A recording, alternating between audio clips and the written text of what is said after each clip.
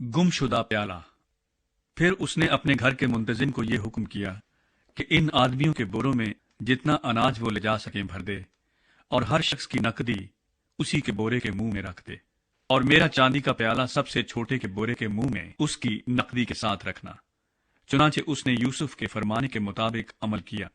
صبح روشنی ہوتے ہی یہ آدمی اپنے گدھوں کے ساتھ رخصت کر دیے گئے۔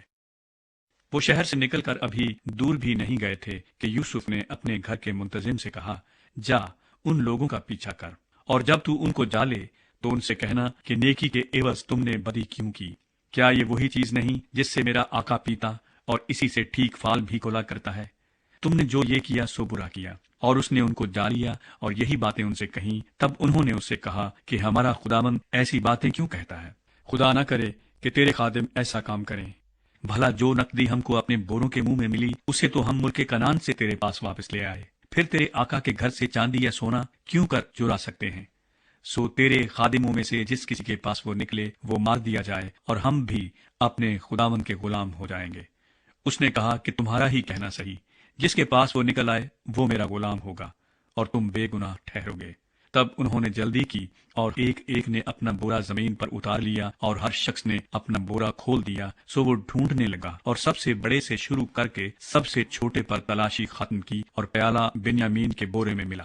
تب انہوں نے اپنے پیراہن چاک کیے اور ہر ایک اپنے گدھے کو لاد کر الٹا شہر کو پھیرا، اور یہودا اور اس کے بھائی یوسف کے گھر آئے، وہ اب تک وہی تھا۔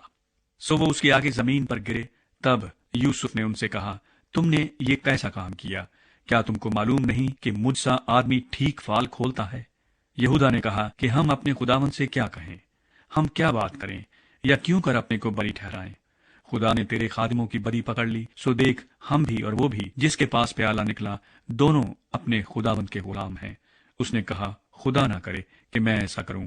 جس شخص کے پاس یہ پیالہ نکلا وہی میرا غلام ہوگا، اور تم اپنے باپ کے پاس سلامت چلے جاؤ۔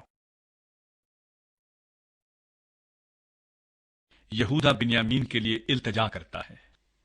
تب یہودا اس کے نزدیک جا کر کہنے لگا، اے میرے خداوند، ذرا اپنے خادم کو اجازت دے کہ اپنے خداوند کے کان میں ایک بات کہے، اور تیرا غضب تیرے خادم پر نہ بھڑکے، کیونکہ تو فرعون کی مانند ہے۔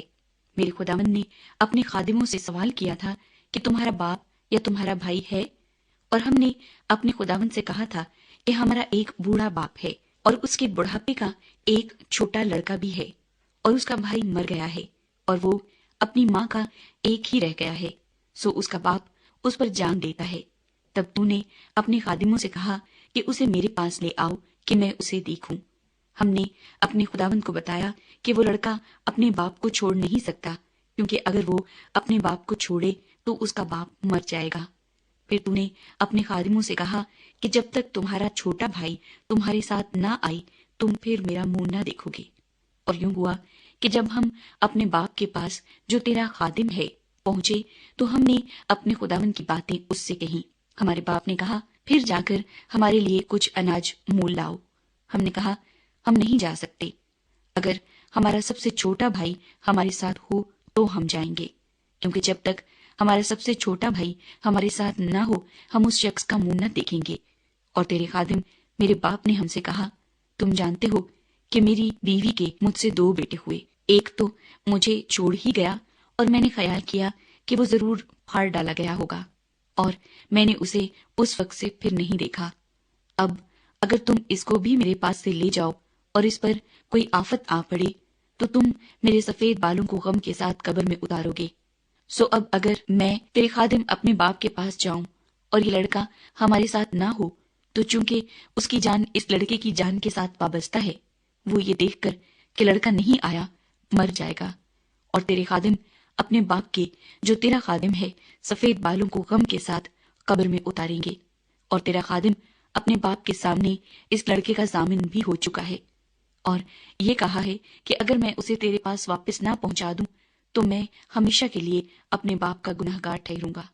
اس لیے اب تیرے خادم کو اجازت ہو کہ وہ اس لڑکے کے بدلے اپنے خداوند کا غلام ہو کر رہ جائے، اور یہ لڑکا اپنے بھائیوں کے ساتھ چلا جائے، کیونکہ لڑکے کے بغیر میں کیا منہ لے کر اپنے باپ کے پاس جاؤں؟